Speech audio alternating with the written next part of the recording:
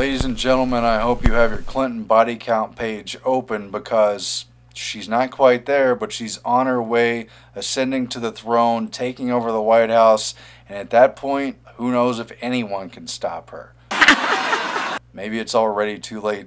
Just in the last few weeks, there's been at least 4 people definitely confirmed dead who are within a very tight circle of the controversy surrounding Clinton. All this corruption and disgusting stuff going on, and they're dropping dead. We better be paying attention. We better be tracking these people.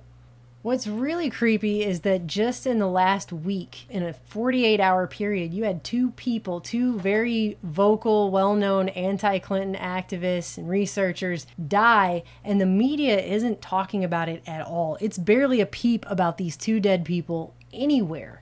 First of all, you have on August 1st, Victor Thorn. He's a very well-known Clinton researcher who wrote the definitive Clinton trilogy on Bill Clinton's sexual assaults, the drug running out of Mena, Arkansas, and the Clinton body count. That's what he's most well known for. He's also a writer for American Free Press, and he was found dead from a gunshot wound on a mountaintop near his home on his birthday. He would have been 54 years old, and they're calling it a suicide. But again, the police have not released an official statement. There are no official press releases on this at all. In fact, the only story really on this is from the American Free Press itself. And now he's part of that body count, and there's been suggestions that maybe he had health problems, but given his track record being very well known in the alternative media, this is a guy who reveled in following controversy and attacking people who deserve to be questioned and held accountable. And it seems very improbable to me that even if he was sick, depressed, whatever, suicidal, that he would do so with just a few months to go before the election, with all the frankly exciting and corrupt things to follow and comment and write about. I mean, if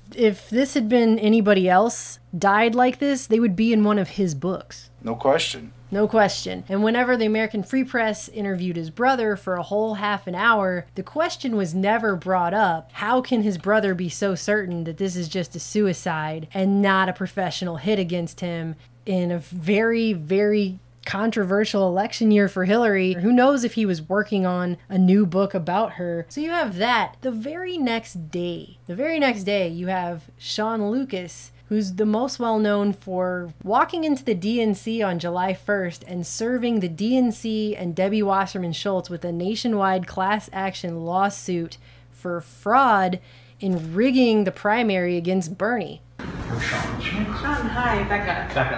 How you doing, Becca? I'm just with the DNC upstairs. With the DNC? Yes. All right. Well, this is going to be a service to the DNC. Okay. And this is for Debbie Wasserman Schultz. Perfect. You guys have been served. Okay. Thank you so much. We'll see you in court. That was probably the most gratifying thing I've ever done. You ever done? Able to deliver the document? Yeah, they wouldn't give us any of the head honchos, which I kind of had a feeling wasn't going to happen. But we did make contact with somebody from the Democratic National Committee's office, and they've been served. Democracy has prevailed tonight. Exactly, and you guys all were witness to it. Which, if anything, is a message. Not only do they want to defeat that lawsuit, but they want to discourage other people from doing so.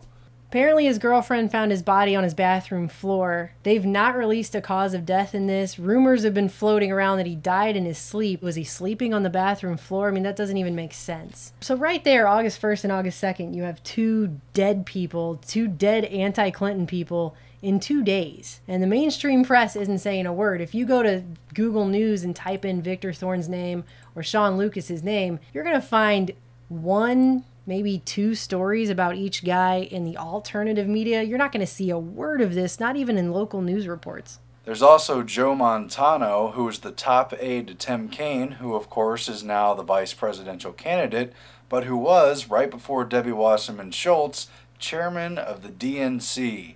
And when did Joe Montano die? Supposedly of a heart attack. July 25th, the day that the DNC convention started, and right after the WikiLeaks dump came out exposing all of the DNC corruption. What did Joe Montano know? But that isn't the only one. There's, of course, Seth Rich, who was a member of the DNC National Committee. He was a staffer. He had written some voter sign-up apps to help people find their voting precincts. And from what's been said about him, he may have had direct access to the entire nation's database of voters and quite possibly had firsthand knowledge of voter fraud. He was rumored to testify. I don't think that's been confirmed. But the fact of the matter is, he was gunned down at 4:19 in the morning only a few weeks ago, July 10th, 2 weeks ahead of the Democratic National Committee. These tragedies tear at our soul, and so do the incidents that don't even dominate the headlines. Just this past Sunday, a young man, Seth Rich, who worked for the Democratic National Committee to expand voting rights, was shot and killed in his neighborhood in Washington. He was just 27 years old. Surely we can agree that weapons of war have no place on the streets of America. And they suggested it was like a botched robbery, but they didn't take his wallet, they didn't take his expensive watch, they didn't take his cell phone. His body was covered in bruises, and even just a few days ago, August 1st, police officially have said there's no updates in the murder. They have no idea why. He was just randomly gunned down in the streets. Well, you know, D.C. is a very violent place. Was he going to testify? Did he have information?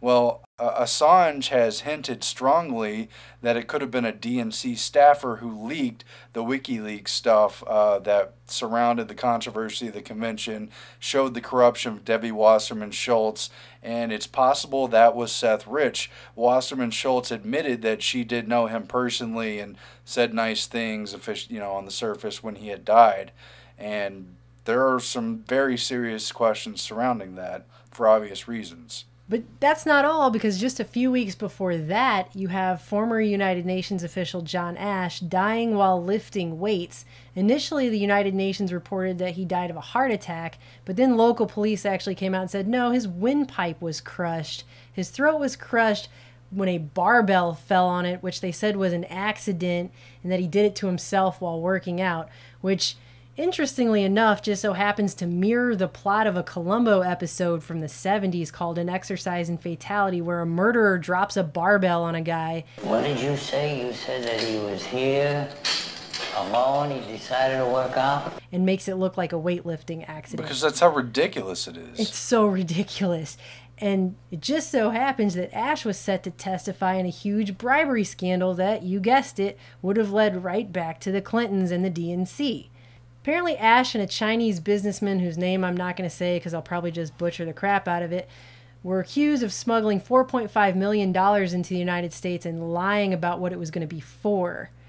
And the Chinese businessman is identified in a 1998 Senate document as the source of hundreds of thousands of dollars illegally being funneled through an Arkansas restaurant to the DNC during the Clinton administration. It turned into a huge scandal when all of this came out, because it turned out that the businessman was favored with more than 10 visits to the White House, including an elevator ride with Hillary Clinton. And all of these people have come out to say that this trial would have been very embarrassing. So John Ash's death, and you can see him here shaking hands with Hillary, is very, very convenient to the Hillary campaign. He winds up with a barbell crushing his windpipe. It's almost like a mafia movie. If it was in a mafia movie, wouldn't that send a message to any other snitches who might talk, a guy having his windpipe crushed? And keep in mind, all these dots that officially I'm sure they're going to say are not connected has been since Hillary was cleared by the FBI, not prosecuted for the email scandal, since Bernie was forced out of the race, and there's been a lot of dirty, dirty stuff going on with that.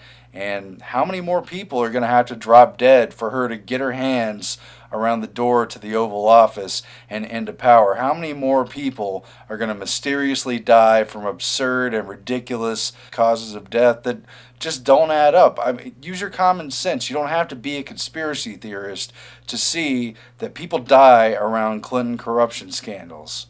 So that's 5 dead people in 6 weeks. How many more people have to die so the country can be forced to pretend to elect Hillary Clinton?